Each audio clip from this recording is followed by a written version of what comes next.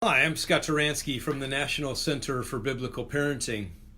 Today I want to talk to you about accepting no as an answer.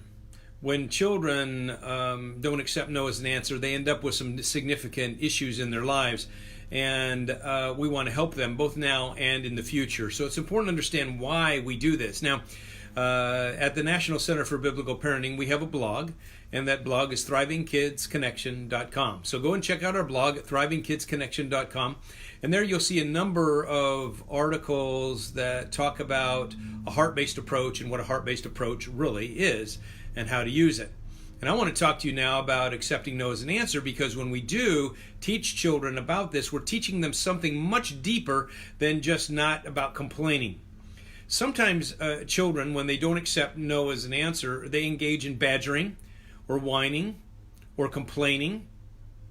And those badgering, whining, complaining exercises that kids do often create significant problems for them.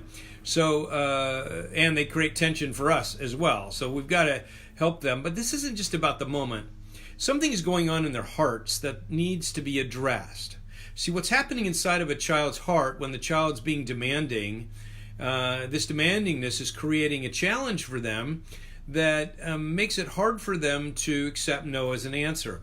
So children need to be able to give up their agenda, they need to respond better to life situations so that they can handle this in a better way. Now, this isn't just for now. See, here's the real issue. A child who can't accept no as an answer has a hard time living within limits. And life is all about living within limits, not just now, but also in the future. The person who can't live within limits is the person who has a hard time staying on a diet that's healthy or living within a budget. You see, living within limits is very important, and children need to learn that. That's why we teach it to them now. Unfortunately, some parents make a mistake. They use distraction as their primary tool when the child starts to get upset. Oh, here, let's do something else. Or here, let me give you this so you can play with it. And so what parents are doing in that case is they're giving child something they desire at that moment, which is, of course, appealing to their selfishness. And if they desire this thing, then it will distract them from the thing that we want them to stop doing. And so it creates this problem. Desires and selfishness often motivate children to go outside of the boundaries of life. So when we teach children to accept no as an answer, we're teaching something really important. We're teaching them not only now to stop whining and complaining, but we're teaching them how to live within limits. Everyone needs to learn to live within limits. It's one of those strategies that I'm sure God decided that would need to be learned in a home. And when parents learn how to say no, and they have the courage to say no, and teach their children how to respond to that no answer, then we get better results. You see, here's what happens in a child's heart. When they get a no answer, then they have to grieve over the loss of the thing they wanted. And you know, there's a process of grieving that takes place. Sometimes it involves anger, sometimes it involves bargaining.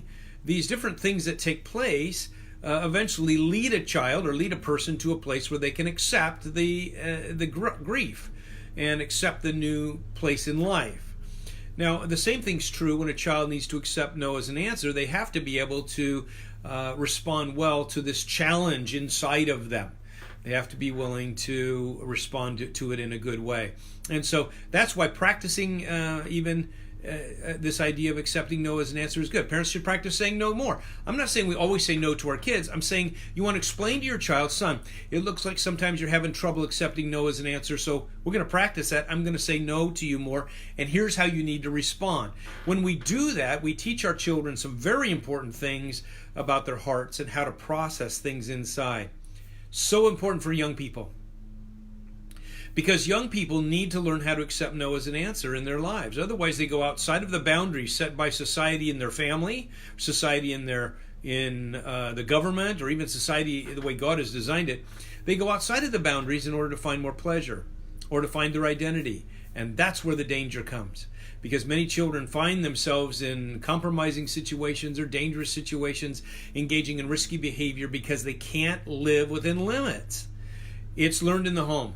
Practice teaching your children to live within limits at home, and good things will happen as you're building something inside of their hearts. This ability to have contentment and gratefulness, those are your two positive qualities that we're trying to help children develop. It's practiced at home. Children need that, and so don't hesitate to say no, and then practice with your child to learn how to accept no as an answer. It's a life skill. It's not just for now, it's for all of the rest of their lives, so they can live within those limits. Practice helping children accept no as an answer, and good things will happen. You can see this video also at our website, and check it out there, along with the blog post I just post there on badgering and whining and complaining. I think you'll find some insight there that'll help you. If you have children have a problem accepting no as an answer, you'll want to go to thrivingkidsconnection.com. And when you go there, click on the blog, because the blog has a number of heart-based related solutions and issues. This one particular talks about demandingness in the heart of a child and ways that you can address it, especially if they have a problem with whining or badgering or complaining. Check it out. It's all about accepting no as an answer. It's one of our jobs as parents to be able to set limits on our children, and kids need to be able to accept that from us and accept that in life. Thank you very much. I'm Dr. Scott Turansky with the National Center for Biblical Parenting.